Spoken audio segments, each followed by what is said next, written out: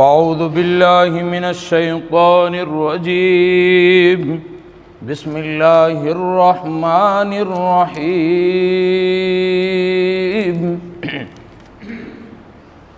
ولا تقولوا لمن يقتل في سبيل الله اموات بل احياء ولكن لا تشعرون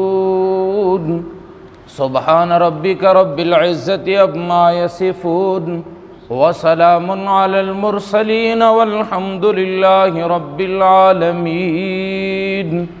اللهم صل على سيدنا محمد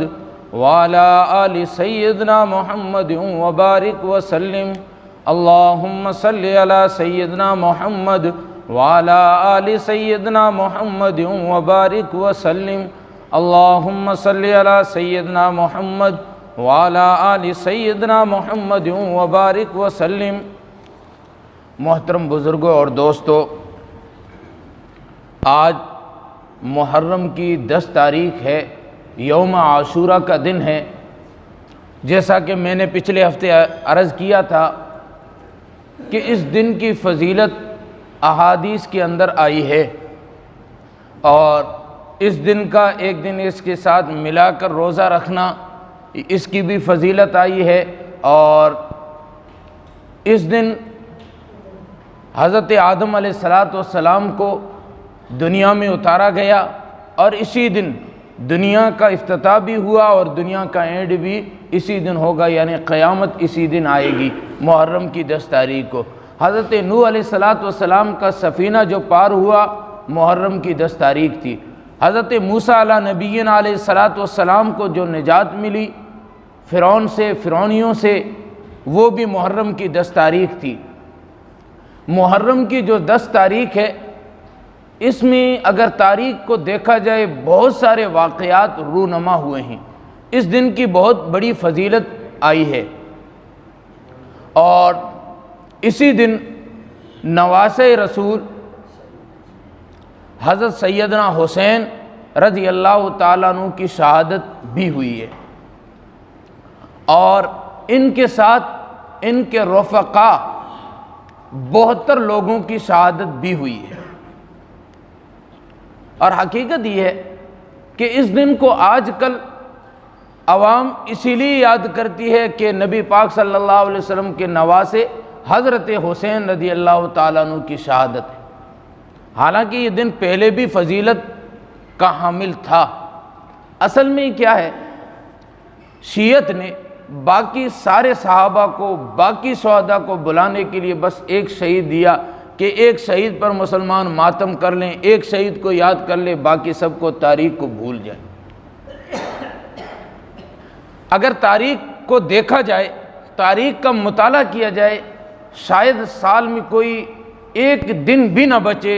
جس دن کسی نہ کسی کی شہادت نہ ہو۔ تاریخ جو ہے وہ شہادتوں سے بھری پڑی ہے، اور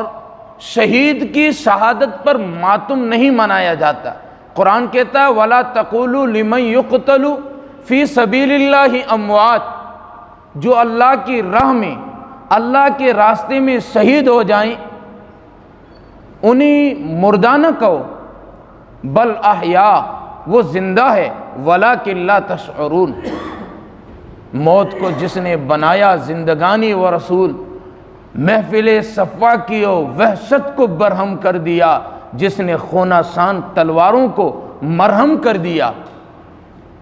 نبی پاک صلی اللہ علیہ وسلم کی شریعت نے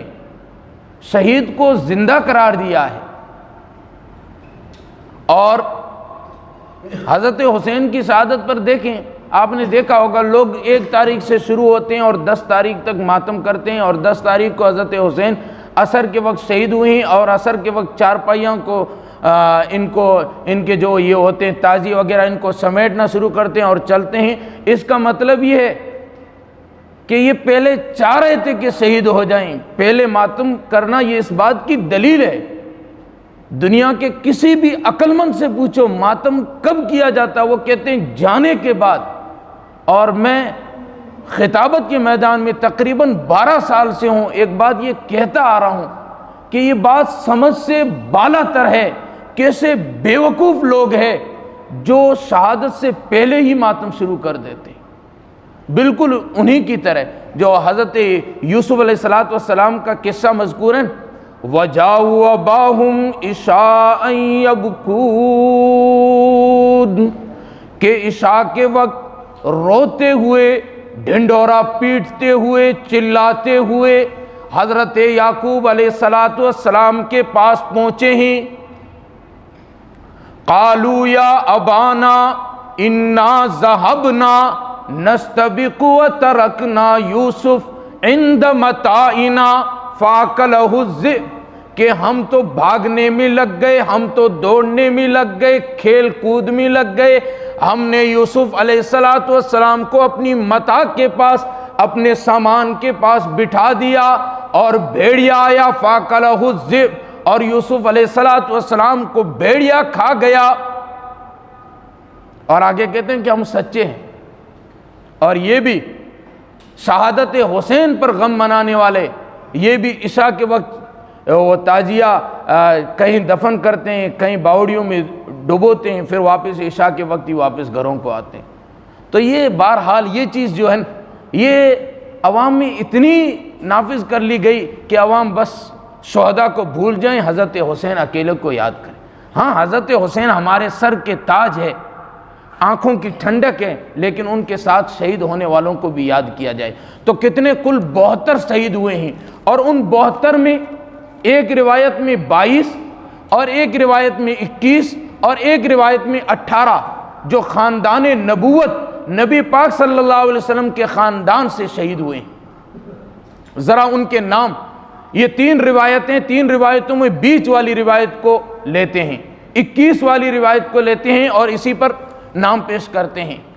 کربلا کے میدان میں حضرت علی کرم اللہ وجہہ کے شہید ہونے والے بیٹے اکیلے حضرت حسین نہیں ہے، بلکہ حضرت حسین کے 8 بھائی اور ہیں، یعنی حضرت علی مرتضیٰ رضی اللہ تعالیٰ عنہ کی اولاد 9 اولاد کربلا کے اندر شہید ہوئی ہے۔ حضرت علی رضی اللہ تعالیٰ عنہ کی کل اولاد 17 بیٹے ہیں، 18 بیٹیاں ہیں، اور حضرت علی کرم اللہ وجہہ کی 9 بیویاں ہیں۔ 9 بیویوں سے یہ 17 بیٹے اور 18 بیٹیاں پیدا ہوتی ہیں۔ ان 17 بیٹوں میں 9 بیٹے حضرت علی رضی اللہ تعالیٰ عنہ کے کربلا کے میدان میں موجود ہیں اور شہید ہوتے ہیں۔ سب سے پہلے کربلا کے میدان میں جو شہید ہوئے ہیں اس کا نام محمد اوسط ہے، یہ حضرت علی کے بیٹے ہیں۔ ان کی ماں کا نام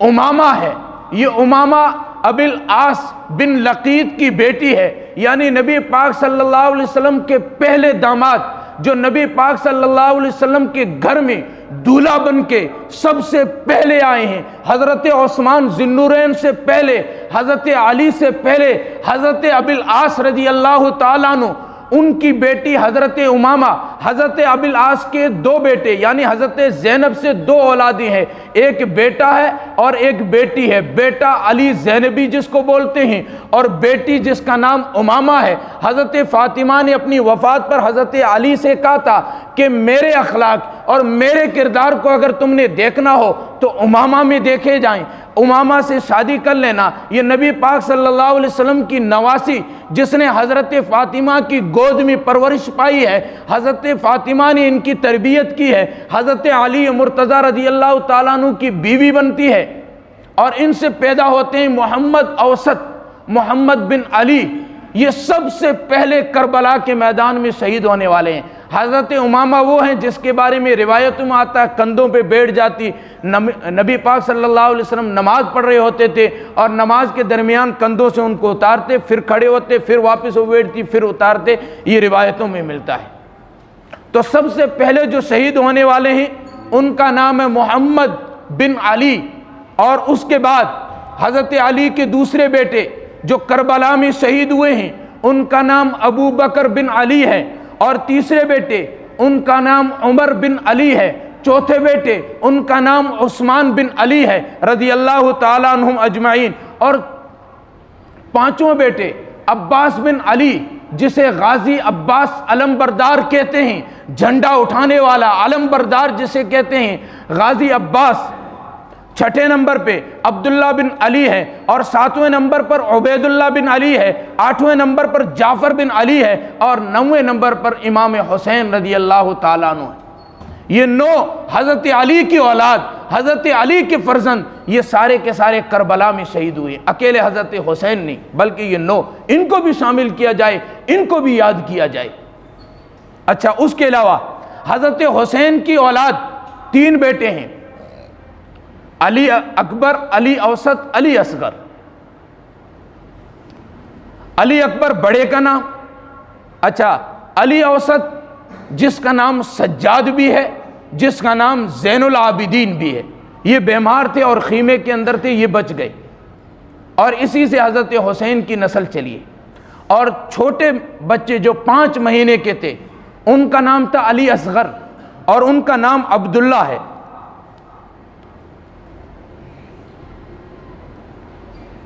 یہ دونوں علی اکبر اور علی اصغر، یہ دونوں کربلا کے میدان میں شہید ہوئے ہیں اور حضرت حسین کے بیٹے ہیں۔ 9 اور 2 11، اور پھر حضرت امام حسین رضی اللہ تعالیٰ، امام حسن رضی اللہ تعالیٰ عنہ کے 3 بیٹے شامل تھے۔ ایک کا نام قاسم بن حسن ہے، یہ بھی کربلا کے میدان میں شہید ہوئے ہیں، اور دوسرے کا نام ابو بکر بن حسن ہے،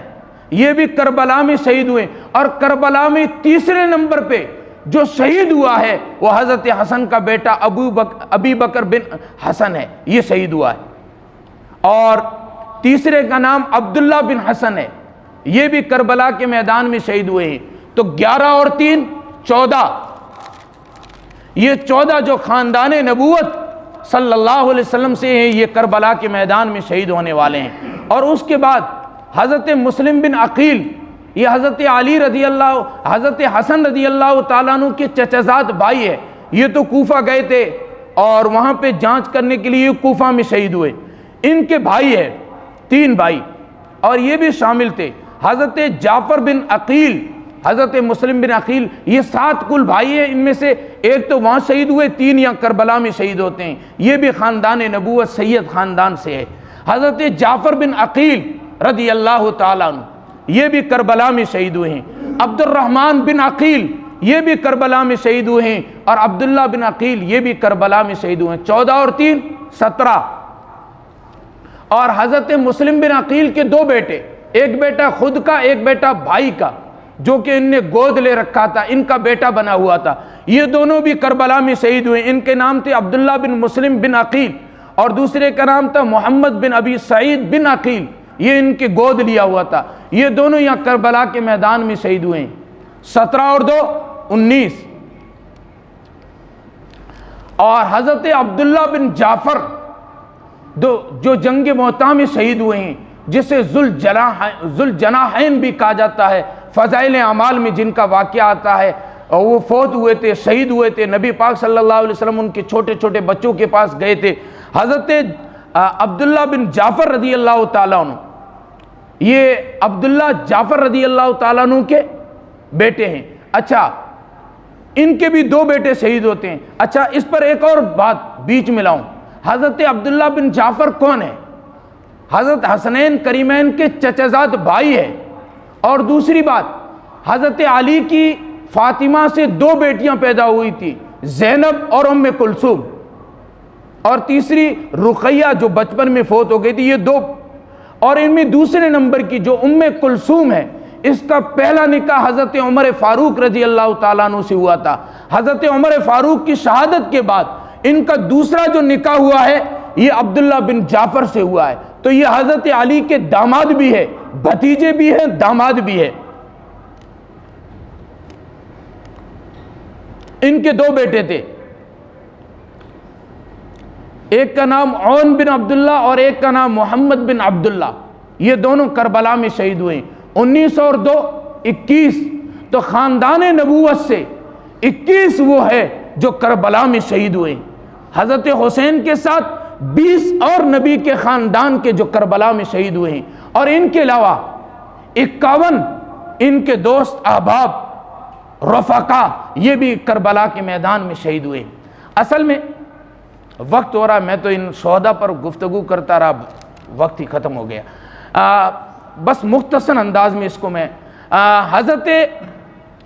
امیر معاویہ رضی اللہ تعالیٰ عنہ کی وفات 22 رجب کو ہوتی ہے سن 61 ہجری، اور ان کی وفات ہوتے ہی یزید حکمران بن جاتا ہے، اور یہ مدینہ پیغام بھیجتا ہے رات کے وقت میں۔ مدینے کا اس وقت کا جو گورنر ہے اس سے کہا جاتا ہے کہ حضرت حسین کی اور حضرت عبداللہ بن زبیر، یہ صدیق اکبر رضی اللہ تعالیٰ عنہ کے نواسے ہیں، کہ ان کی بیعت لو، اور باقی سب جو اصحاب ہے یا صحابہ کی اولادیں ان سب کی بیعت لو۔ تو رات کے وقت ان سے کہتے ہیں، تو یہ پیچھے کا معاملہ سمجھتے ہیں اور یہ سمجھ جاتے ہیں کہ کچھ گڑبڑ ہے، یہ وہاں سے دونوں ہجرت کرتے ہیں۔ یہ 27 رجب کو حضرت حسین رضی اللہ تعالیٰ عنہ مکہ کے لیے ہجرت کرتے ہیں۔ 27 رجب کو نبی پاک صلی اللہ علیہ وسلم ہجرت